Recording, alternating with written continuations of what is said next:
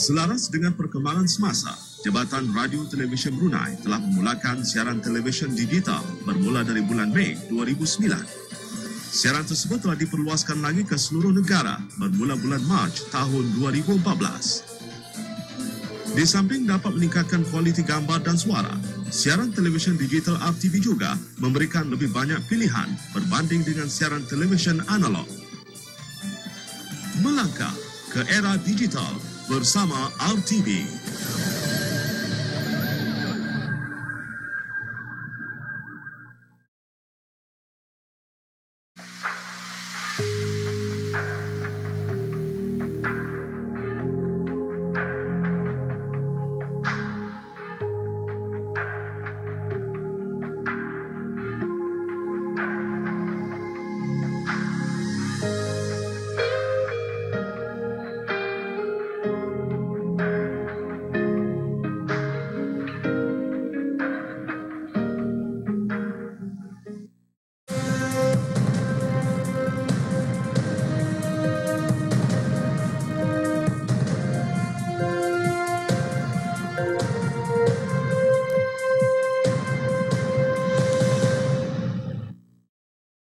Assalamualaikum warahmatullahi wabarakatuh. Bismillahirrahmanirrahim.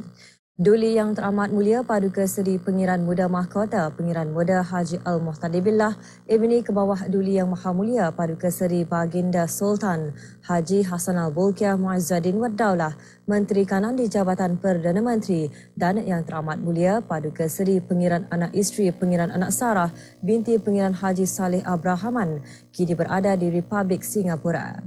Keberangkatan Duli yang teramat mulia Paduka Seri Pengiran Muda Mahkota adalah bagi menghadiri program Pemimpin-Pemimpin Muda kali keempat yang akan diadakan selama 4 hari bermula hari ini.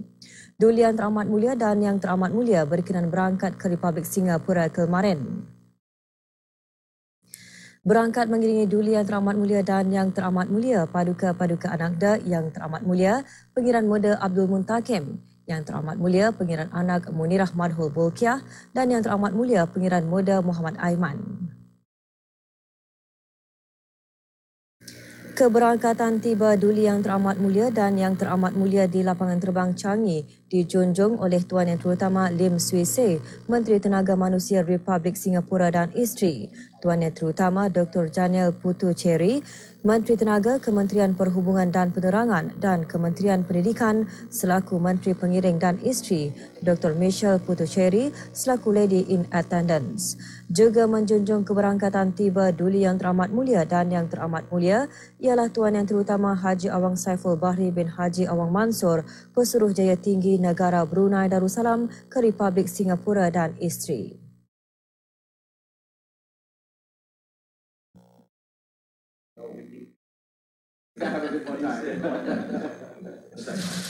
New Minister. I made a very important speech. Yeah.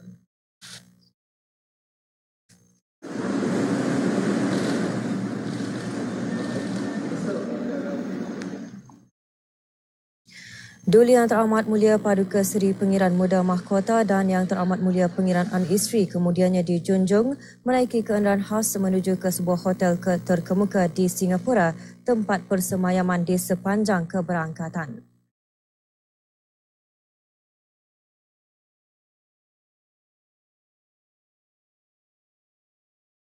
Cabaran kemelut ekonomi dunia ketika ini memerlukan semua pihak untuk lebih proaktif dan bersepadu serta berusaha untuk lebih gigih bagi mengurangkan kadar pengangguran.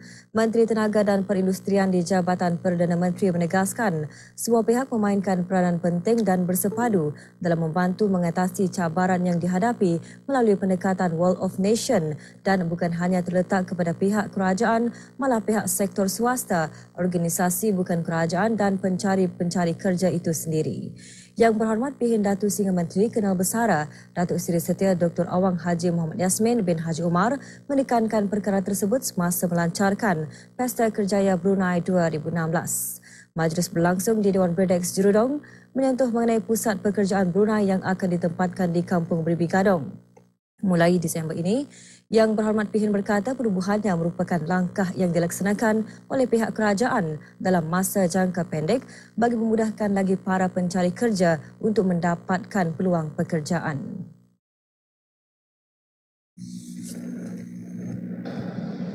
Tempat pusat pekerjaan Brunei akan menjadi one-stop shop di mana ianya adalah tempat bagi pendaftaran pencari pekerja, mempamerkan database kerja-kerja kosong dan juga membantu pencari kerja dalam memperbaiki peluang mereka untuk mendapatkan pekerjaan.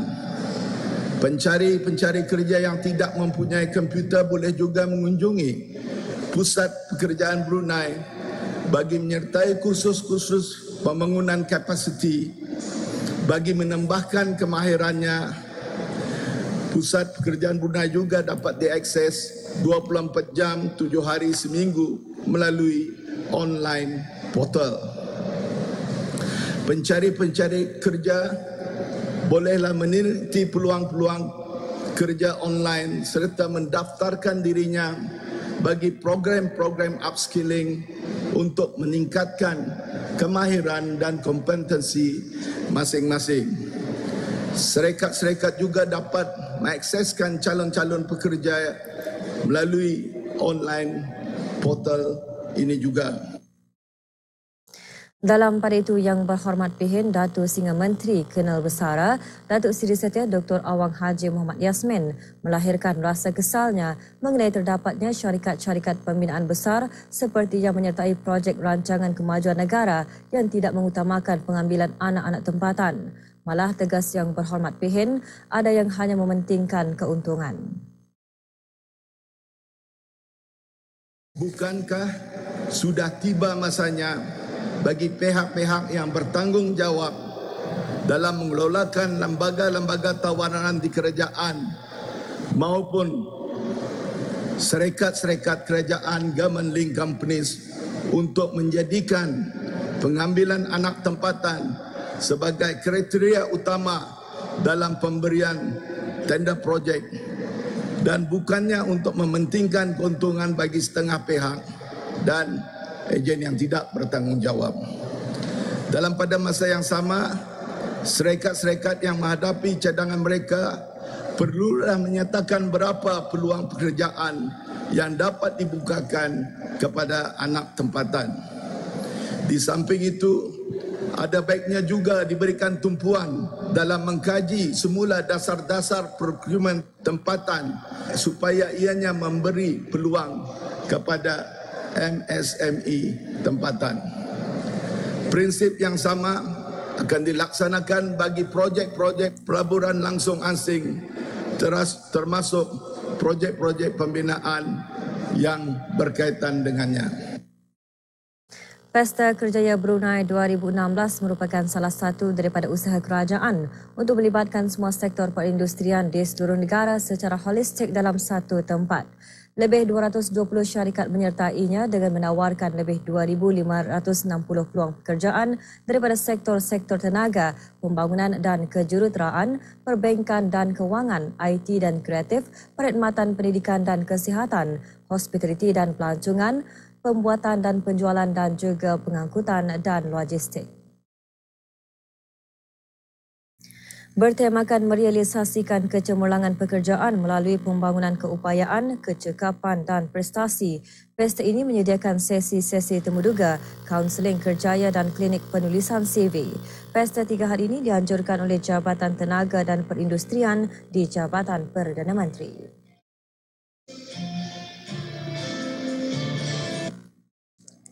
Majlis diselajurkan dengan penandatanganan Memorandum Persefahaman MOU di antara Darussalam Enterprise Day dan Small and Medium Enterprise SME Corporation Malaysia. Menyaksikan penandatanganan Menteri Tenaga dan Perindustrian di Jabatan Perdana Menteri dan Tuan Yang Terutama Datuk Gulam Jelani bin Khani Zaman, Pesuruhjaya Tinggi Malaysia di Kenegara Brunei Darussalam. Menandatangani bagi pihak DAY ialah Awang Sun Lu, Ketua Pegawai Eksekutif DAY, manakala SME Corporation Malaysia diwakili oleh Datuk Dr. Hafsah binti Hashim, Ketua Pegawai Eksekutifnya. MOU tersebut bertujuan untuk menggalakkan dan mempromosikan kerjasama dalam perkara-perkara berkaitan dengan dasar-dasar kepakaran dan perkongsian maklumat bagi perkembangan MSME di kedua-dua negara di samping mewujudkan rangkaian kerja perniagaan, hubungan perindustrian dan kerjasama teknikal dengan berasaskan dengan faedah dan kepentingan bersama. Pesta ini juga disertai rakan kongsi pelaburan langsung asing dan pengusaha-pengusaha muda, institusi pengajian tinggi dan badan-badan beruniform. Sambutan pesta ini amat menggalakkan dengan terdapatnya lebih 2,270 peluang pekerjaan langsung daripada projek-projek pelaburan langsung asing yang ditawarkan bermula hari ini hingga tahun 2018. Apa yang menarik ialah beberapa tawaran kerja yang ditawarkan oleh pengusaha-pengusaha belia dari perniagaan yang sedia ada dan yang baru memulakan perniagaan. Pesta dibukakan kepada orang ramai dari pukul 10 pagi hingga 6 petang.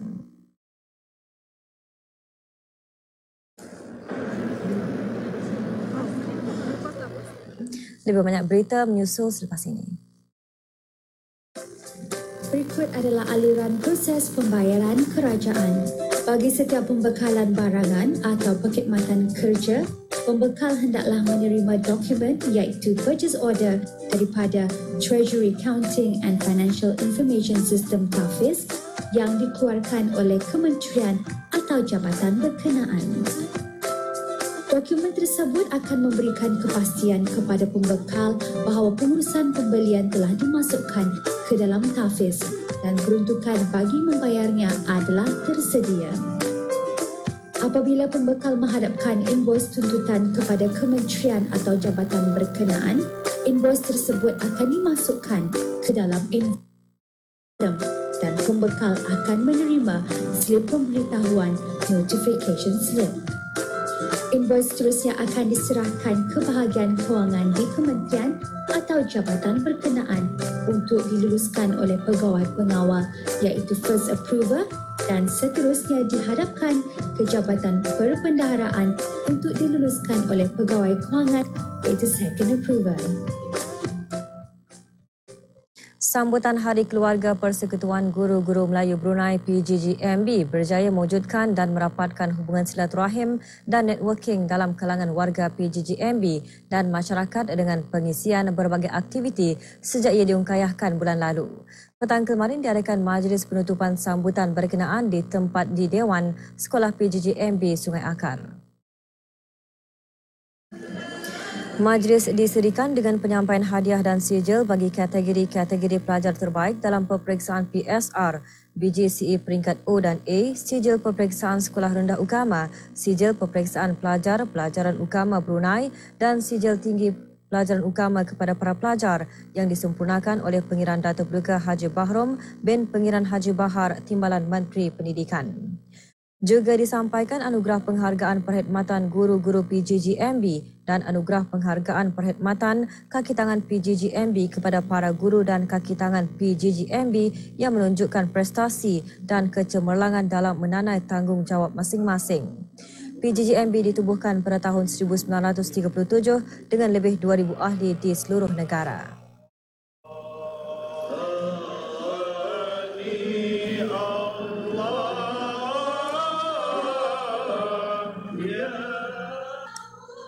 Berbanding jumlah tahun lalu, tahun ini merupakan tahun yang paling ramai murid di tadika 3 dan tahun 6 sekolah Al-Falah. Kemarin berkenan mengadakan majlis ihtifal atau sambutan penutupan penggal akhir bagi murid-murid tadika 3 sesi petang. Lebih 100 orang murid tadika 3 dan cawangan Sungai Akar dan Ban 5 menerima sijil-sijil mereka. Penyampaian sijil disempurnakan oleh Datuk Seri Setia Dr. Awang Haji Jaafar bin Haji Mat Dain alias Maidin, Timbalan Mufti Kerajaan. Majlis disediakan dengan persembahan berupa bicara berirama, sketsa dan pidato dari murid-murid tadika 2 hingga tahun 4. Majlis diselajurkan dengan penyampaian hadiah pelajar cemerlang yang ditaja oleh Insurans Islam Type Sendirian Berhad. Nur Anisha India. I revise until I remember, and at school, I behave and try to remember what the teacher said. Selalunya saya akan membuat kerja rumah lebih awal. Saya akan mengulang kaji selepas sembahyang fardu Maghrib dan Isya. Perkembangan teknologi yang amat pesat di era globalisasi ini banyak mendorong perkara negatif berlaku terutama sekali pada golongan belia. Ia bukan sahaja tertumpu kepada gejala-gejala sosial, malah boleh merosakkan kesihatan diri individu. Dalam hal ini, agensi kerajaan dan swasta mengambil serius untuk menangani permasalahan ini, antaranya melalui ceramah umum bertajuk Digital Edict yang dikendalikan oleh Syababul Iman, belia Masjid Sultan Sharif Ali Sengkurong. Hadir Awang Haji Abdul Rajid bin Haji Muhammad Saleh, Pengarah Hal Ehwal Masjid Kementerian Hal Ehwal Agama, salah seorang penceramah undangan Pengiran Hartini binti Pengiran Haji Tahir, pegawai klinikal psikologi. Dalam ceramahnya antara lain menyentuh mengenai kesan buruk penggunaan masa berlebihan di hadapan skrin boleh menjejaskan kesihatan belia seawal kanak-kanak. Sementara penolong penguasa polis Awang Muhammad Adi Hamri bin Haji Rakawi, Ketua Unit Forensik IT Polis di Raja Brunei, antara lain menyentuh mengenai penyalahgunaan cyber. Manakala Dayang Hajah Anis binti Haji Ahmad dari Unit Siasatan Jenayah Penderaan Wanita dan Kanak-kanak dalam ceramahnya pula menyentuh mengenai pemangsa seksual dan eksploitasi seksual.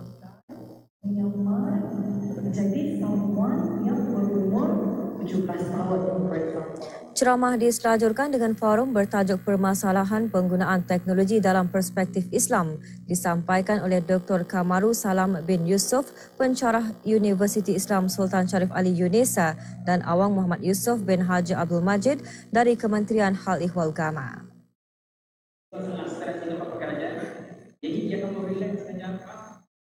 Banyak penggunaan yang boleh dimanfaatkan dari teknologi sekarang. Contohnya belajar, mencari maklumat, mengetahui isu-isu semasa, dan boleh juga digunakan untuk perkara-perkara personal, contohnya bisnes ataupun dakwah dan sebagainya. Kita mesti mengkontrol bagaimana cara kanak-kanak atau menggunakan teknologi masa ni lah.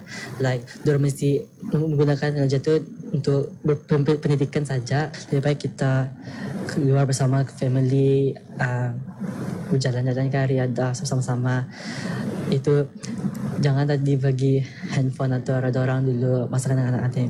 Sebenarnya diorang masa ni adalah masa kecil itu untuk cara diorang mesti bersama-sama keluarga.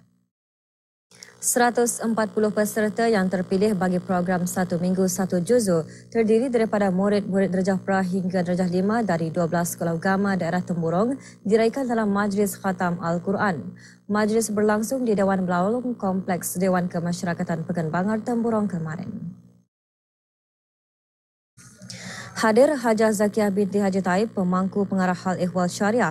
Sepanjang program 1 minggu 1 juzuk ini dijalankan, murid-murid persekolahan agama dibimbing secara bertalaki oleh guru kelas dan guru Al-Quran sekolah agama dengan mensasarkan penglibatan pembacaan Al-Quran oleh murid-murid secara konsisten dan berterusan pada setiap hari selepas waktu persekolahan. Dengan adanya program ini akan dapat memantapkan lagi mutu bacaan Al-Quran murid-murid sekolah agama dan meningkatkan lagi jumlah murid yang khatam di bawah umur 10 tahun.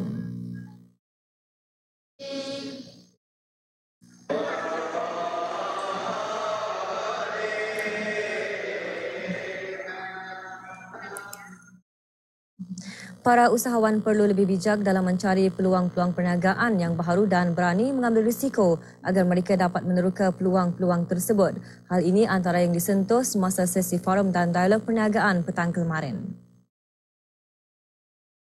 Semasa sesi forum dan dialog anjuran Darussalam Enterprise Day ini, para panel forum membincangkan kaedah memulakan perniagaan sama ada menerusi dalam talian atau jualan langsung. Para panel terdiri daripada perwakilan dari SME Corporation Malaysia, Serunai Komersi Sendirian Berhad dan Fashion Ballet Sendirian Berhad.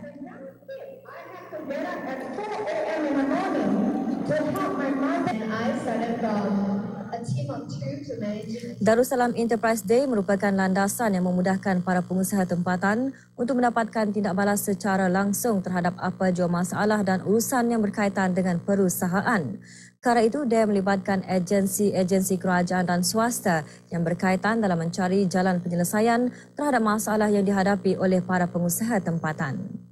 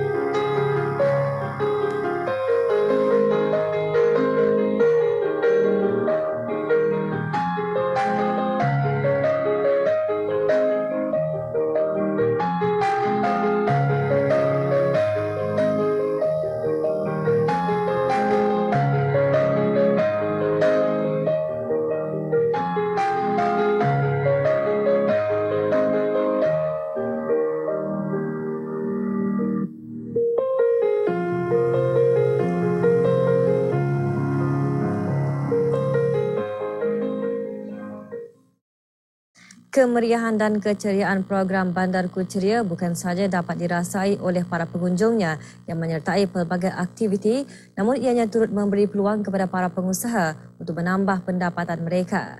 Bagi saudara-saudara baru di keempat-empat daerah, aktiviti jualan tersebut memberi peluang kepada mereka menendahkan barang-barangan yang mereka hasilkan. Inilah peluang keemasan bagi kami untuk memperluaskan jualan produk-produk kami kepada orang ramai. Dan insyaAllah kami akan terus berusahalah untuk menjual produk demi untuk mencukupkan belanja harian kami. Ianya baguslah, macam boleh mempromokan barang-barang kraft tangan daripada mualaf lah, orang mualaf yang untuk mendapatkan pendapatan lah. Sempena sambutan Tahun Baru Hijrah 1438, beberapa buah komuniti di daerah Belait mengungkayahkan aktiviti ibadah dan riadah. Aktiviti bertujuan untuk melatih para penuntut dan pelajar mengisi masa lapang mereka melakukan kegiatan berfaedah semasa cuti penggal akhir persekolahan. Aktiviti bermula dengan menunaikan solat fardu subuh berjemaah di Masjid Pelancongan Perumahan Negara Kampung Pandan diikuti dengan kuliah subuh. Mati melainkan kamu mati dalam keadaan beriman kepada Allah. Aktiviti diteruskan dengan sesi riadah dan kempen kebersihan secara berkelompok di sekitar kawasan Kampung Pandan. Melalui aktiviti seumpamanya, ia diharap dapat memberi kesedaran akan kepentingan menjaga kesihatan tubuh badan serta memelihara kebersihan persekitaran kampung terutama di kawasan kediaman masing-masing.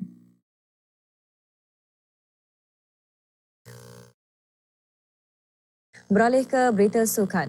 Menteri Komunikasi dan Penerangan Republik Singapura yang berada di negara ini selepas menghadiri mesyuarat Menteri-Menteri Telekomunikasi dan Teknologi Maklumat Telmin ASEAN ke-6 dan mesyuarat-mesyuarat berkaitan kemarin tidak melepaskan peluang menyertai aktiviti riadah berbasikal mengelilingi Bandar Seri Begawan sempena program Bandarku Ceria.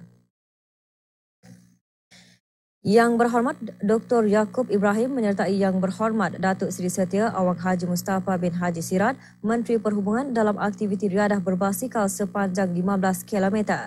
Aktiviti berbasikal bermula dengan dan berakhir di Kementerian Perhubungan di Jalan Menteri Besar.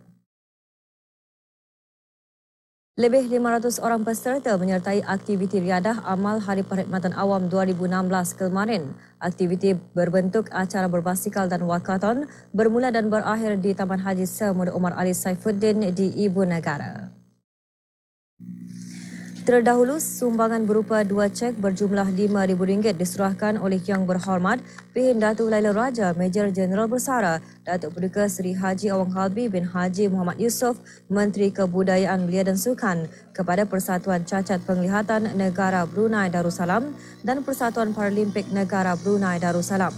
Aktiviti tersebut juga memberikan peluang kepada para peserta untuk menderma.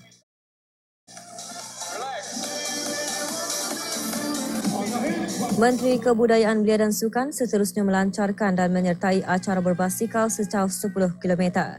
Juga menyertai aktiviti berbasikal Datuk Paduka Haji Awang Abdul Mukti bin Haji Muhammad Daud, Timbalan Menteri Hal Ehwal Agama, dan Datuk Paduka Awang Haji Suhaimi bin Haji Ghaffar, Timbalan Menteri Pembangunan, serta para penggemar aktiviti sukan berbasikal. Pelancaran wakatun sejauh 2.5 km disempurnakan oleh Datuk Paduka Awang Haji Muhammad Roslan bin Haji Muhammad Daud, Timbalan Menteri di Jabatan Perdana Menteri. Juga menyertai Datuk Paduka Awang Haji Yahya bin Haji Idris, Setiausaha Tetap Hal Ehwal Korporat dan Pentadbiran Awam di Jabatan Perdana Menteri. Beberapa peserta menyatakan aktiviti seumpamanya sangat bagus untuk dipraktikan kepada semua orang bagi sama-sama menjaga kesihatan. Kerajaan sesiasa memang menggalakkan kepada pegawai dan kaki tangan dan orang ramai untuk mengadakan aktiviti riadah terutama kali untuk menjaga kesihatan. Sangat bagus untuk kesihatan. Untuk riadah orang ramai juga setiap hari mingguan. So acara ni pun Hari Perkhidmatan Awam ni diadakan pada hari Ahad yang mana disambut dengan orang ramai. Contohnya kalau kita ni dah sihat, kita ni dapat bekerja kan, so one of the objective bagi pendapat saya diadakan riadah macam ini untuk supaya ahli perkhidmatan awam ini mengamalkan gaya hidup yang sihat. For your long life, you have to take care of your health. So macam long living lah. So macam kita ni dapat melihat lagi generasi akan datang. So macam lagi pun nyaman rasa badan lah kalau you bersukan. Bola sepak Piala Remaja Elit NFABD, pasukan Tabuan A muncul juara setelah menewaskan Projek Ikan Pusu 2-0 dalam perlawanan akhir petang kemarin. Jaringan pertama Tabuan A dihasilkan menerusi tandukan Hafizul Razi bin Jomari pada minit ke-57. Selang 2 minit kemudian, Muhammad Hadif Aiman bin Haji Adnan menyumbat gol kedua Tabuan A.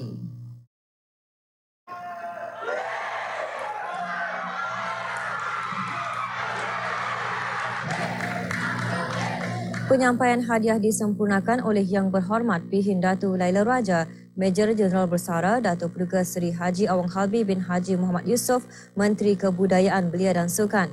Sementara itu, penjaring terbanyak kejohanan diraih oleh Muhammad Hadif Aiman dari pasukan Tabuan A setelah berjaya menjaringkan 8 gol.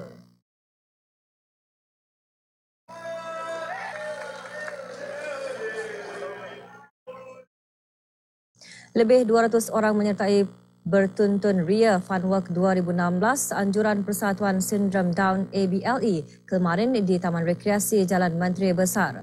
Para peserta terdiri daripada kalangan ahli-ahli persatuan tersebut dan orang ramai. Perasmian Funwork disempurnakan oleh Datuk Seri Setia Awang Haji Abdul Aziz bin Orang Kaya Maharaja Lela Haji Yusof, Setiausaha Tetap Kementerian Hal Ehwal Agama. Sumbangan berupa beg sekolah daripada Lotus Light Charity Society LLCS juga diserahkan kepada ahli-ahli Persatuan Sindrom Down ABLE. Funwork yang bertemakan Impianmu Impianku antara lain diadakan bagi memberi kesedaran kepada orang ramai tentang keadaan individu dengan Down Syndrome yang memerlukan tuntutan dan bimbingan yang lebih. Ianya juga sebagai wadah untuk mengeratkan hubungan silaturahim serta keluarga individu dengan sindrom Down.